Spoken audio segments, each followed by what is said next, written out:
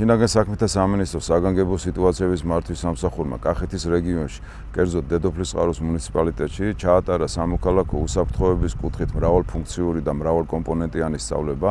აღნიშნული ღონისძიება ჩატარდა სეილორის ფარგლებში, სადაც მონაწილეობას იღებდნენ როგორც საგანგებო სიტუაციების მართვის სამსახურის თანამშრომლები, ასევე ჩვენი აზერბაიჯანელი კოლეგები. სწავლების მიზანს წარმოადგენდა საგანგებო სიტუაციების დროს კოორდინირებული მუშაობის დახვეწა და მოქალაქეების ცნობიერების ამაღლება. სწავლება ხელს შეუწყობს უფრო კოორდინირებულ რეჟიმში განხორციელდეს სტიქიების და ხანძრის დროს კოორდინაცია და რაც ყველაზე მნიშვნელოვანია, ასევე ხელს შეუწყობს მოსახლეობაში ცნობიერების ამაღლებას. We are here in the Doplitskaro area to showcase the progress during the project and how EMS coordinated the activities in this pilot area. The cross-border cooperation is very important at European level, and we think that the Sailor project can be a really exemplary case that can benefit the whole Union civil protection mechanism and the civil protection community in the European Union.